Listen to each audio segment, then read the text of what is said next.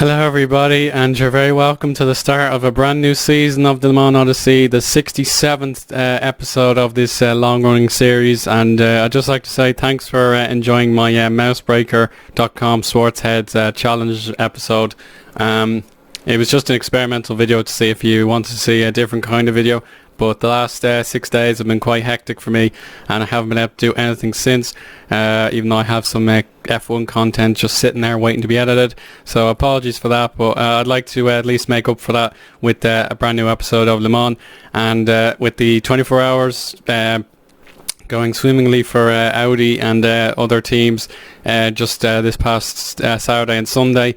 We can see the Liga season's about to begin, and we have our own game to play, but a few teams have gotten off to a good start, such as Rennes, Marseille themselves, Monaco, and Toulouse and Stade Reims. They've beaten the likes of Lyon, Nancy and Lorient, so that's all well and good. But just before we begin, I'll look at how the table ended last season, but yeah, actually we'll do that. So last season we did come third in the end. It was a fairly comprehensive result, but we did lose 11 games, which is quite disappointing. Montpellier, Sochaux and Lyon also lost a lot of games, so that helped us on our way, and that gave us Champions League qualifiers. And a shock as Lille were relegated. They were the champions when I first came on the scene in Liga, and now they're relegated, so a huge upset for the mighty Lille. So they'll have their work cut out. As for Ligue 2, Lorient, Nancy and Cannes were promoted, so congratulations to them, and we look forward to playing them. And the Ligue 2 season has begun early with Lille already on top and dominating, so I expect them to return with ease to Ligue 1. As for our fixtures last season, it was a very poor ending, I must admit. We'll see here, when did I last speeches? It was probably about... Geez, I don't remember, but it was around the PSG game where we lost 5-1. Went on a good run here, all the way down, barely drawing, and then we bottled it in our last 3 games when second place was a fairly decent possibility. We lost this game rather stupidly to Metz by 2-1. We had the Zhang Suesi on goal, which put us 2-0 down, and the comeback just wasn't on from there. We'll scroll down. Plenty of goal scorers though. Then Marseille, in typical fashion, defeated us 1-0.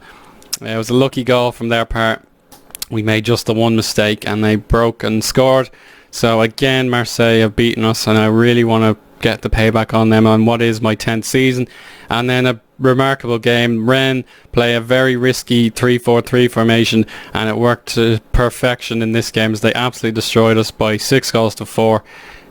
Even though we beat them in the first day of the season 5-1 or something stupid. But I just don't like these exceptionally attacking formations. They always seem to do us a disfavour, and they were absolutely ruined in that game. But it was a thriller and one of the best high scoring ties the league has ever seen. So we'll now look at the new fixtures list, and you can see we play Saint-Etienne on the opening day, then Sochaux, then we have to fit in Real Sociedad in the Champions League playoff with Toulouse in between. Our first big game of the season I would consider Montpellier to be that huge game, followed by Lyon in October, Marseille and PSG in consecutive weekends, and then we scroll down a very similar fixture list except for Saint-Etienne on the traditional final day. So it's very weird having to play a team on the opening day and then never seeing them again until the very end of the season, but I like that. It's a cool system. But in terms of our finances, it's looking decent, but we are starting to lose our money again, but it is within good reason. If we get the Champions League, we will double that money to about 16 million, and perhaps most significantly, for the first time in a very, very, very long time, we have spent money on a transfer. You're hardly gonna believe how long it's been since I last spent money, but this man Istvan Orban will fill in the vacancy for the right midfield role. We had only 2 right mids last season, and they both got injured at the same time, so this lad from Serbia will hopefully provide a long-term succession for us. He also came from Red Bull Salzburg, and they actually made a loss on him, so hard luck Red Bull. And of course you'll remember Robert Jovanovic. He's come along on a free transfer from Red Bull as well, so I've been rinsing Salzburg for their prized assets, or at least not so prized assets, because I had them on the transfer list. Jovanovic, I don't know when I'm going to play him, but he will be a long-term successor to Omrani and back up to Jovicic unless he plays really well. And perhaps rather fittingly a bit of nostalgia trip, as I've brought Du Shuang, one of my greatest ever new gens, back to the club from whence he came, as we lost him on a free to Juventus, and he spent a good few years on the fringes of that team, and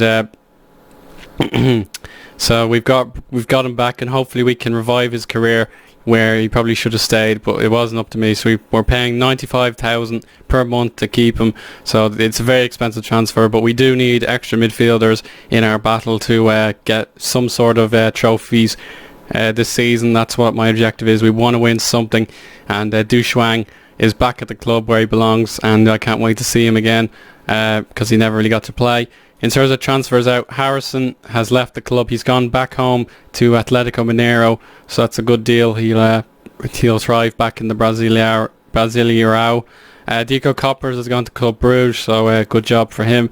I'm very happy for him. In terms of the others, they're just releases. I've sent Declan Caldwell, the promising Northern Irishman, to Le Havre, and already he's not doing the best, but he is only 16 and he has a big future ahead of him. And the other guys are looking okay. We did sell one guy for money, and the rest are just frees. None of them have found clubs. But another thing I should mention is Juventus are looking at another regen of mine, and his name is Yannick Onana. I haven't seen him, and he doesn't look the best, but he is only 15, so he has plenty of potential, as seen in the 4.5-star rating. And I'm taking a risk and accepting a 1.6 million euros bid from Juventus, so I doubt they'll use him, so I could use that 1.6 million, no doubt about it.